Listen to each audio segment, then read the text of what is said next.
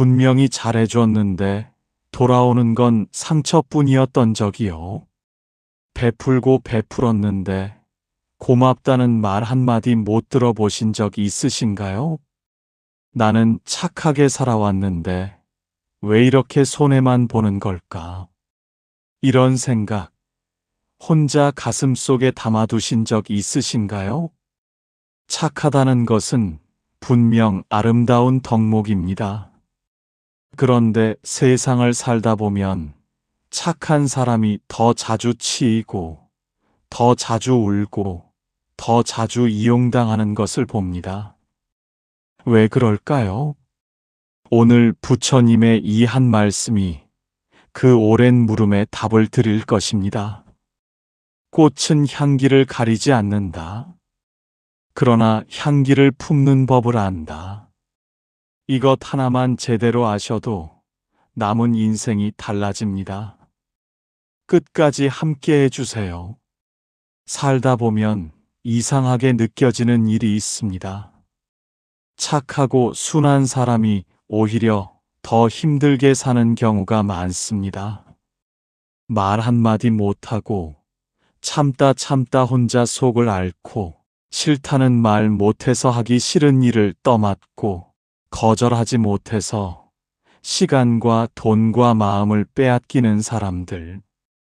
반면에 조금은 뻔뻔하고 제 욕심을 거침없이 드러내는 사람들이 더 많은 것을 챙기고 더 당당하게 살아가는 것처럼 보일 때가 있습니다. 이것을 보면서 이런 생각이 드신 적 없으신가요? 착하게 살면 손해인가? 세상이 원래 이런 건가? 하지만 부처님께서는 말씀하셨습니다. 착함이 짐이 되는 것은 착함이 잘못된 것이 아니라 착함을 쓰는 방법을 모르기 때문이니라. 착함 그 자체는 무한한 덕입니다. 그러나 착함에도 지혜가 따라야 합니다. 지혜 없는 착함은 스스로를 갉아먹는 불꽃이 되고, 지혜를 품은 착함은 세상을 밝히는 등불이 됩니다. 오늘 이 이야기는 바로 그 지혜에 관한 이야기입니다. 착한 사람이 왜 손해를 보는지, 그리고 어떻게 하면 착하면서도 당당하게, 베풀면서도 무너지지 않을 수 있는지, 그 길을 함께 걸어가겠습니다. 조선의 어느 산사, 가을이 깊어가는 늦은 오후였습니다. 단풍잎이 하나씩 지는 소리가 마치 누군가의 한숨 같던 그날, 해안선사의 제자 도명이 조용히 스승의 앞에 무릎을 꿇었습니다. 눈은 오래 울었는지 붉게 물들어 있었고, 두 손은 무릎 위에서 떨고 있었습니다. 스승님, 저는 요즘 너무 지쳐 있습니다. 해안선사는 말없이 제자를 바라보았습니다. 저는 평생 남에게 상처 주지 않으려 조심하며 살았습니다. 누가 부탁하면 거절하지 못했고, 누가 아프다 하면 제 것을 내어주었습니다. 힘든 기색을 내비치면 먼저 나서서 도왔고, 혹여 제가 짐이 될까봐 제 고통은 늘 혼자 삼켰습니다. 그런데 스승님, 돌아오는 것은 고마움이 아니었습니다. 도명의 목소리가 떨렸습니다. 어떤 이는 제가 들어주는 것을 당연히 여기고 더 많은 것을 요구했습니다. 어떤 이는 제 친절을 약함으로 보고 함부로 대했습니다. 어떤 이는 제가 없을 때 뒤에서 저를 욕했습니다. 저는 착하게 살려 했을 뿐인데 왜 제 삶은 이렇게 된 걸까요? 눈물 한 방울이 도명의 뺨을 타고 흘렀습니다. 바람이 지나가며 낙엽을 흩날렸고 잠시 깊은 침묵이 흘렀습니다. 해안선사는 천천히 눈을 감았다가 뜨며 말씀하셨습니다. 도명아, 네가 지쳐 있음을 안다. 이제 들으라. 해안선사는 천천히 일어나 처마 밑 처마 끝에서 뚝뚝 떨어지는 빗물을 가리켰습니다. 저 물을 보아라.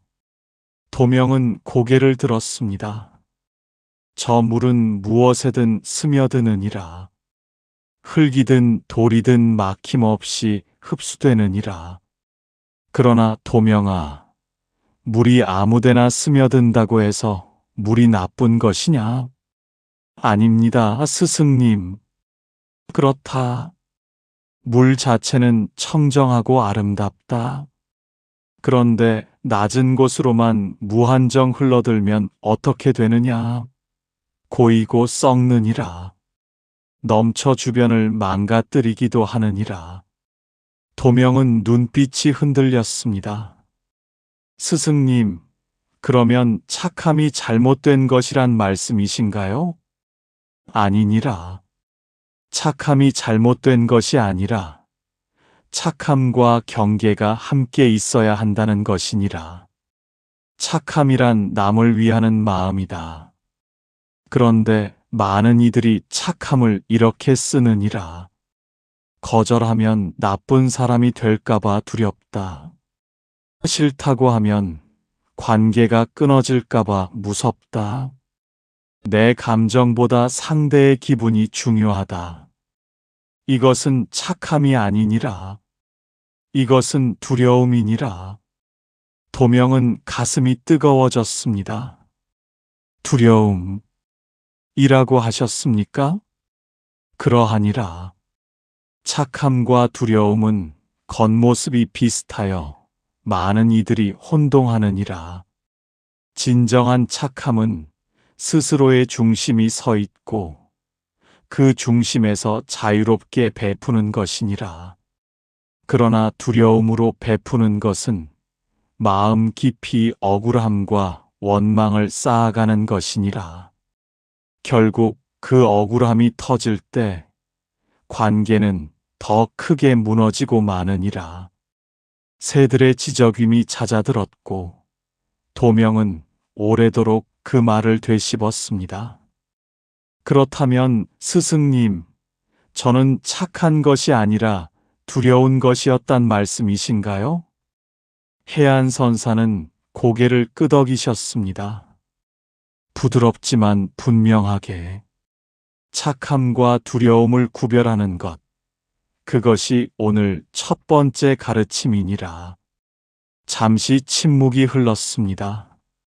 구름이 천천히 산을 가리다가 다시 물러났습니다. 해안선사가 다시 말씀하셨습니다. 이제 어떻게 해야 하는지를 이야기하겠느니라. 도명아, 세상에는 두 종류의 사람이 있느니라. 어떤 사람이 있사옵니까? 어떤 사람은 관계가 끊어질까 두려워 참는다.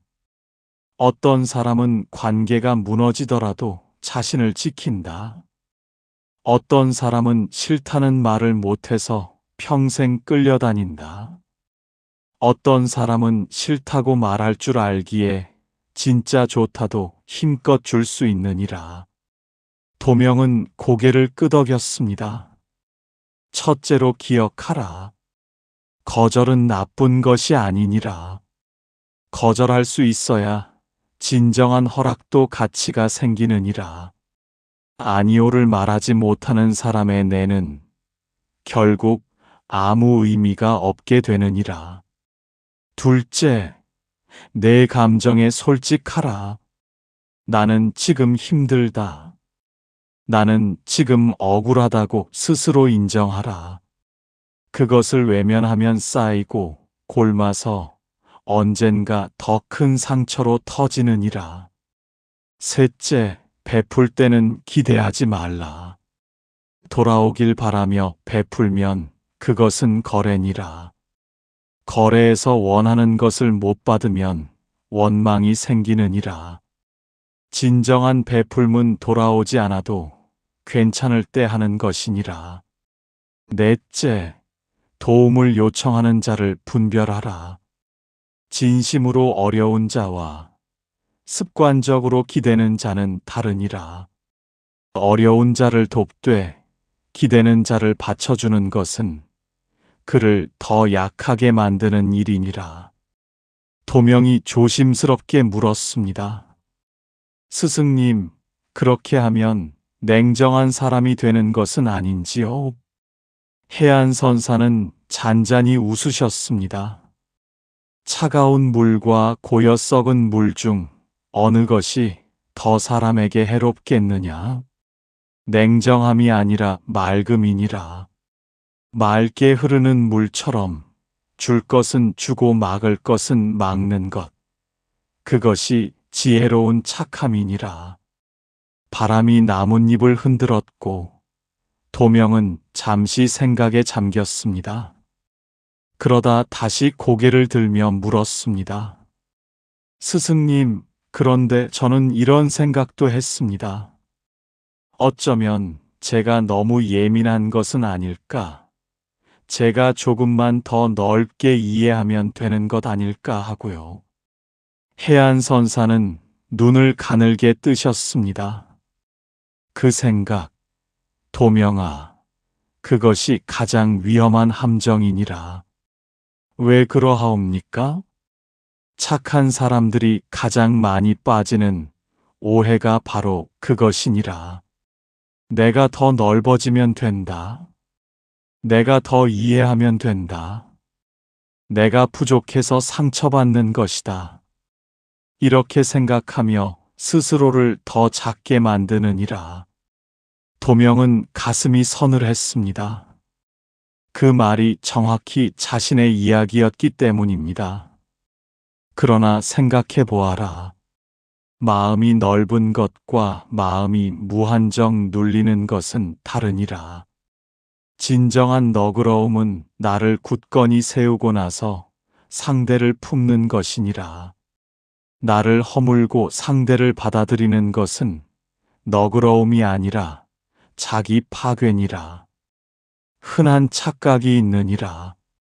첫째, 내가 참으면 관계가 좋아진다고 생각하는 것.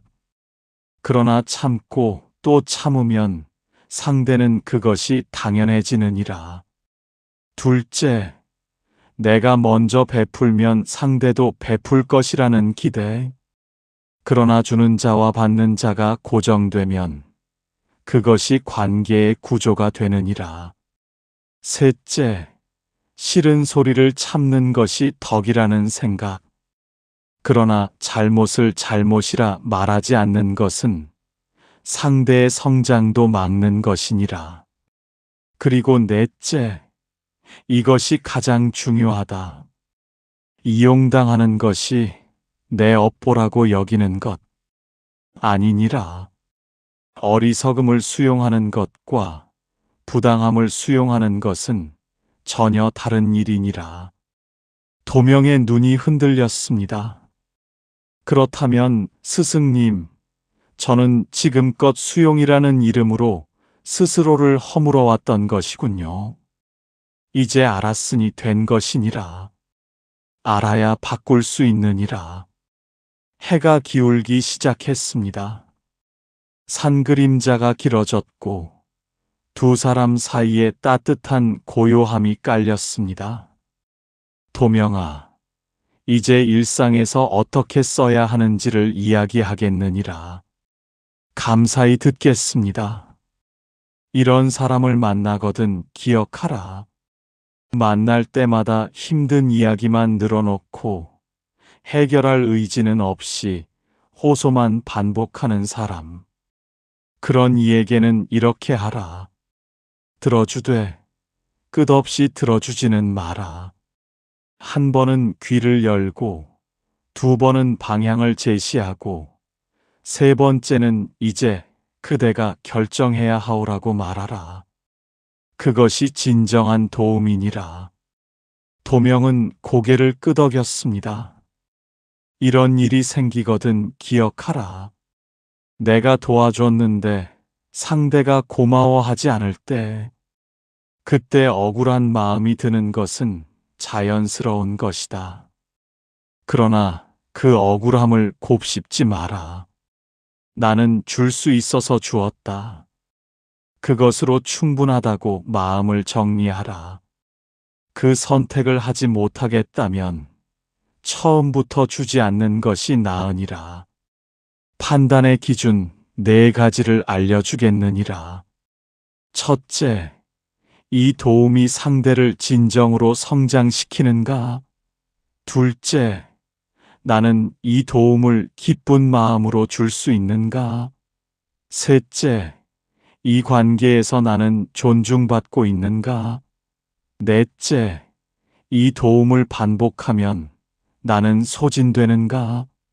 이 4가지를 살펴라.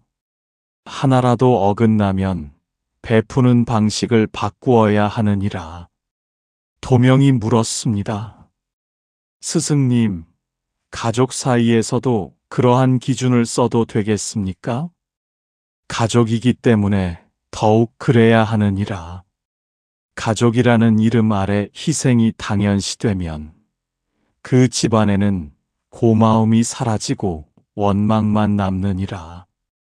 가장 가까운 이에게 가장 솔직해야 하고 가장 가까운 이에게도 경계는 있어야 하느니라. 구름이 흘러가고 저녁빛이 산사를 물들이기 시작했습니다. 어느덧 하늘에 별 하나가 돋아났습니다. 해안선사는 오래 말이 없다가 천천히 입을 여셨습니다. 도명아, 이제 가장 깊은 이야기를 하겠느니라. 도명은 숨을 죽이고 기다렸습니다. 내가 이용당하는 진짜 이유를 아느냐? 모르겠습니다, 스승님. 그것은 내가 착하기 때문이 아니니라. 그것은 내가 스스로를 충분히 귀하게 여기지 않기 때문이니라. 도명의 눈에 눈물이 맺혔습니다. 사람들은 상대를 어떻게 대해야 하는지를 배우는 것이 아니니라. 그들은 상대가 자신을 어떻게 대하도록 허락하는지를 보고 따르느니라. 내가 스스로를 하찮게 여기면 사람들은 그것을 읽고 그대로 대하느니라. 내가 스스로를 귀하게 여기면 사람들은 그것을 읽고 그대로 대하느니라. 도명의 가슴이 뜨겁게 떨렸습니다. 그러면 스승님, 저는 제 자신을 사랑해야 한다는 말씀이신가요? 사랑이라는 말이 낯설거든 이렇게 하라. 나를 소중한 손님처럼 대하라. 피곤하면 쉬게 하고, 배고프면 먹이고, 슬프면 달래주고, 억울하면 편들어 주어라. 다른 누구에게 하듯 나 자신에게도 그리하라. 앞서 배운 것들이 이제 하나로 모이느니라. 착함과 두려움을 구별하는 것, 베풀매 경계를 세우는 것, 오해를 오해로 받아들이지 않는 것, 일상에서 분별하는 것, 이 모든 것이 결국 하나로 향하느니라. 나를 귀하게 여기는 것, 그것이 뿌리이니라. 도명은 눈물을 흘렸습니다. 소리 없이, 그러나 오래도록. 스승님, 저는 평생 남을 귀하게 여기면서 정작 저 자신을 가장 함부로 대해왔군요. 해안선사는 조용히 말씀하셨습니다. 이제야 알았느니라. 이것이 가장 깊은 가르침이니라. 밤이 내려앉고 등불이 켜졌습니다. 도명은 마음이 한결 가벼워진 얼굴이었습니다. 스승님, 이제 어떻게 살아야 합니까? 오늘부터 어떻게 시작해야 하옵니까? 해안선사는 등불을 바라보며 말씀하셨습니다. 아침에 눈을 뜨거든 이렇게 말하라. 오늘 나는 내 마음을 먼저 살피겠다. 단 한 문장이니라. 거창하지 않아도 된다. 그 문장 하나가 하루의 방향을 정하느니라. 낮에 누군가 무언가를 요청해 올 때 즉시 대답하지 마라. 잠깐 멈추고 스스로에게 물어라. 나는 이것을 기꺼이 할 수 있는가? 그 답이 예스일 때만 응하라. 그것이 습관이 되면 삶의 흐름이 달라지느니라. 저녁에는 하루를 돌아보라. 오늘 나는 나를 잘 대했는가? 오늘 나는 억울함을 참지 않고 표현했는가? 오늘 나는 경계를 지켰는가? 잘 안 됐더라도 자책하지 마라. 다만 내일 한 번 더 하면 되느니라. 도명은 눈을 반짝였습니다. 스승님, 그것이 전부입니까? 꾸준함이 전부이니라. 하루 이틀은 누구나 할 수 있다. 한 달, 석 달, 1년을 한 방향으로 가면 그 사람은 반드시 달라지느니라. 물도 같은 자리를 계속 흐르면 돌에 길을 내지 않느냐? 도명은 깊이 고개를 숙였습니다. 이 가르침 평생 잊지 않겠습니다. 밤이 깊었습니다. 별빛이 산사의 마당을 은은하게 채웠고 등불 하나가 두 사람의 얼굴을 부드럽게 비추었습니다.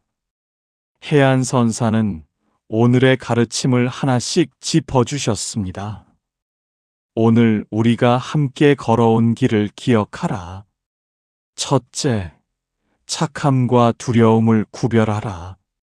두려움으로 베푸는 것은 결국 너를 무너뜨리느니라. 둘째, 베풀매는 경계가 있어야 하느니라. 거절할 줄 아는 사람만이 진심으로 허락할 수 있느니라. 셋째, 너그러움은 나를 굳건히 세운 뒤에 가능하니라. 스스로를 허물며 상대를 품는 것은 너그러움이 아니니라. 넷째, 이용당하는 관계에는 4가지 기준으로 판단하라. 그 판단이 내 삶을 지키느니라. 다섯째, 스스로를 귀하게 여기는 것이 모든 것의 뿌리이니라. 내가 너를 대하는 방식이 세상이 너를 대하는 방식을 만드느니라. 여섯째, 아침마다 나를 살피고 낮에는 멈추고 묻고 저녁에는 돌아보라. 작지만 이 3가지 습관이 삶을 바꾸느니라. 도명은 가슴 가득 무언가가 차오르는 것을 느꼈습니다. 눈물이 흘렀지만 이번엔 서러운 눈물이 아니었습니다. 따뜻하고 단단한 눈물이었습니다. 스승님, 감사합니다. 저는 오늘 제 자신을 처음으로 제대로 만난 것 같습니다. 해안선사는 도명의 어깨를 가만히 두드리셨습니다. 잘 살아라, 도명아. 착하게, 그러나 당당하게. 베풀되 무너지지 말고. 사랑하되 스스로도 사랑하면서. 지금 이 이야기를 듣고 계신 여러분께도 전합니다. 착하게 살아온 당신은 틀리지 않았습니다. 다만 그 착함에 지혜를 한 겹 더 입혀야 할 때가 된 것입니다. 오늘 이 이야기가 여러분의 삶에서 작은 등불이 되길 바랍니다. 더 이상 이용당하지 않아도 됩니다. 더 이상 참지 않아도 됩니다. 당신은 충분히 귀한 사람입니다. 오늘의 이야기가 당신의 하루의 고요한 평안과 밝은 복이 되기를 진심으로 기원합니다.